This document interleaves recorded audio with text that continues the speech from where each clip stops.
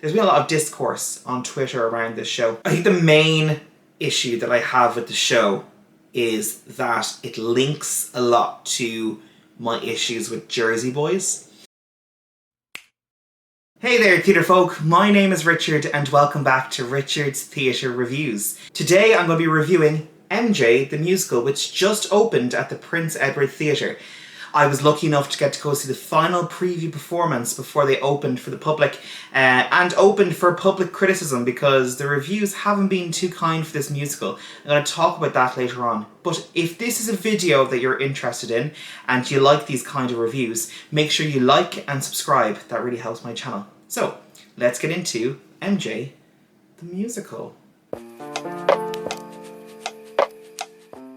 So what is MJ the Musical? Well, MJ the Musical is what it says in the tin. It is about the story of Michael Jackson before he went on his 1992 world tour with Dangerous. The story itself follows Michael as he looks at his creative process for creating the tour, going all the way back to Jackson 5, and it uses music from his albums, making it a jukebox musical. The show itself opened in the Neil Simon Theatre in 2021, and Myles Frost, who played the role of MJ, won a Tony Award for Best Performer that year. So I saw MJ, had really strong feelings about it.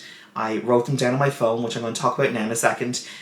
Then I went to see a few shows the next day on their opening night, and at 12 o'clock I got a bit of a shock when I read some of the reviews that were coming out from the British press. One in particular was The Guardian. I'm going to read you a little bit about it now. Sterilised moonwalk through the King of Pop's life. 2 stars. The jukebox musical has gravity-defying dancing and all the mega hits, but it's hard to ignore the glaring, unpleasant biographical absences. So this is written by Anya Ryan, and the title has changed since I first looked at it. So I don't know if they changed it after it was printed, but I was really shocked to see that this show got 2 stars. So I'm going to tell you why I think it deserves more. So, glaringly obvious, of course, is the allegations around Michael Jackson. There's been a lot of discourse on Twitter around this show. Well, now X, as we call it. It's really important to just state that at the start, before I talk about what I liked about the show, is I'm reviewing the show, not Michael Jackson himself.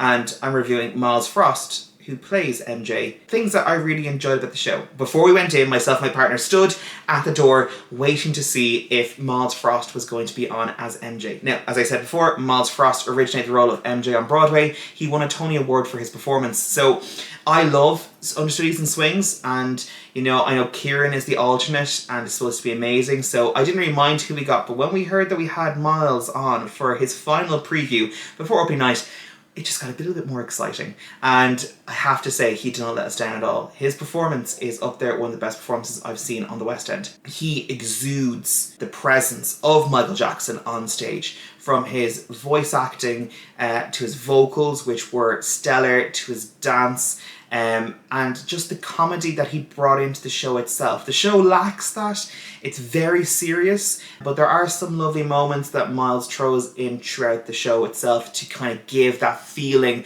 of just a bit of release after all the high tension stakes that are in the show itself. I just can't talk just about Myles though. I do have to mention Middle Michael, as myself and my partner call him, but he's called Michael within the programme, and that's Mitchell Zangaza, who is out of this world. When you say to somebody, okay, you're going to be playing Michael Jackson alongside Tony Award winner Myles Frost, who's just transferred from the Broadway production, you would feel quite intimidated. Mitchell doesn't show this on stage at all, once, and he can keep up with Myles. What I really liked actually was the dynamic between the two performers. It'd be very easy for Myles Frost to say, I'm actually the star of the show, I'm MJ playing MJ in MJ the Musical. But what we saw instead was a beautiful blend of the two voices. And I even noticed that Myles was pulling back a little bit to allow Mitchell to have that moment, and Mitchell was doing the same for Myles. So it was a really nice balance between the two. What I really like about Mitchell though is that his performance was fantastic. He had some really tough scenes in the show, and he has one of the best sequences on the West End at the minute, which is the Thriller sequence. So Thriller's played twice.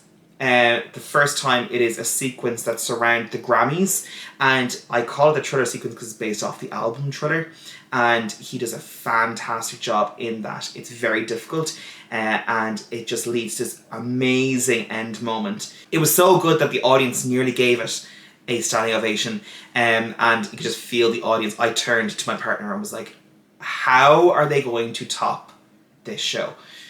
And I think that's what's great about this show itself, is that it continues to grow, and within the music itself, which I'm going to focus on next, it gives this great element of surprise, because we think, as an audience, we know the songs that are happening and we know what they're going to do, but every time we feel like they've reached a maximum point, they bring it up by 25%. And a really good example of that is Thriller the second time. And, you know, I don't want to spoil it in case you're going to go see it, but the sequence is fantastic, and that the set, the costuming and the choreography is amazing. But it gets to a point where you think that they cannot go any further, and it just revs up. The music itself is fantastic. The Prince Edward is a great theatre space for MJ. I felt the vibrations of the bass in my chair, and it was almost like a rock concert. I don't know what speakers they're using in that theatre, but the sound quality was fantastic. And that's what you want when you go see a show. I've seen a lot of shows recently where they've pulled back on the sound and there's not enough speakers to give us the sound, and you're struggling to hear what's happening. In this show, they went full out. You could hear every single word of the songs, to a point where my partner says that he now knows the Michael Jackson songs better than when he went in before. When you think of Michael Jackson, you think of the choreography, and they've done a really fantastic job of that. So when you look at the program itself, you'll see that the director and the choreographer have been the same from Broadway that now trans over, and that's Christopher Wheeldon. And the ensemble themselves give it gusto. And you kind of have to, if you're in MJ the Musical, you're expecting the dance to be so high, and they don't let it down. One thing I love about the ensemble is that they have some people who are singers and some people who are dancers. Now, they do all sing different parts of the show, but what really allows is for that vocal to be there throughout all the dance numbers, so it doesn't falter given the choreography is so high, which I thought was really cool too. Scenic design. I see we're going towards screens now a lot. In some of the shows that we saw as well, there was a lot of screen use, and that's become very powerful with projections. But we don't want to lose the practical set elements, and that's what I really liked about MJ, is that it had these side windows that would rotate in and out to allow set pieces to come through. It had the back area that could be lifted away to reveal the screen, and the screen was used really cleverly, especially in the end of Act 1. I thought that was an excellent piece of theatre, where we had the whole element of that press conference fight. I thought it was a really clever way of telling the story, and the shattering of the set is really cool as well. You'll have to go and see what I'm talking about. If you go to see it, let me know what you thought of the end of Act 1. The show itself has a great story to it, and I know that there's a lot of controversies, as I've already said, around press in relation to the allegations, and that cannot be diminished. And I understand that it is not the full interpretation maybe of what Michael Jackson was like at the time, but I really enjoyed sitting back and just being taken away into this show. I think the main thing, though, that I'm going to talk about now is some of the negatives that I have around the show. And of course, art is subjective, so I'm going to have some negatives there too. I think the main issue that I have with the show is that it links a lot to my issues with Jersey Boys.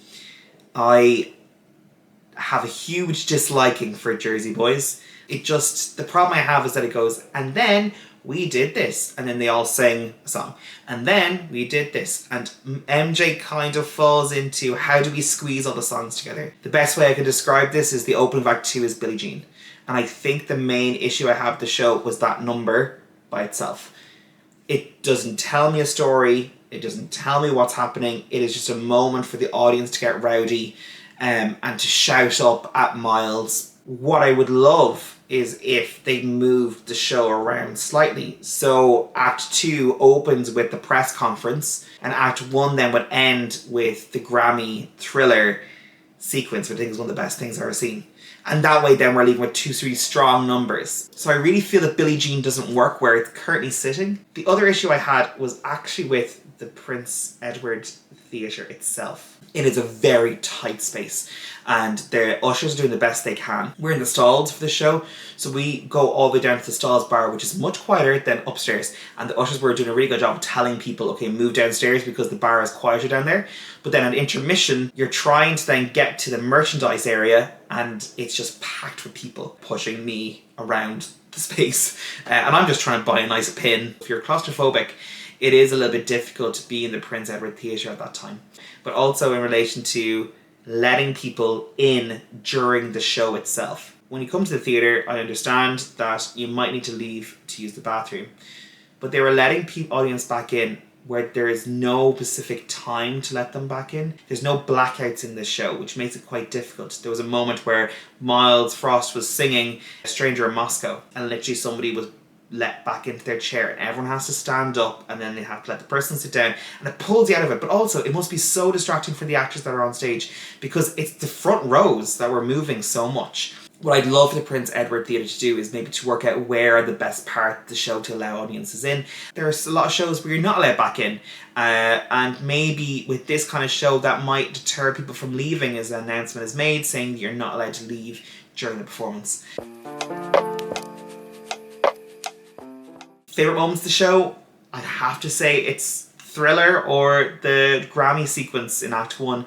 I really think those two numbers stand out in the West End, and you could feel the audience so excited when they're watching it, and the reaction was amazing afterwards. Myles Frost knows how to keep an audience clapping as well. He knows very well what he's doing, because he was there standing very stuck after his performance, allowing the audience to feed in to give him the energy they needed for the rest of the show. So, what is my star rating? I'm going to give this show a 5. I think that I'm reviewing the show itself and not the person that it's about, and maybe that is a bit naive of me. Please let me know in the comments if you think so.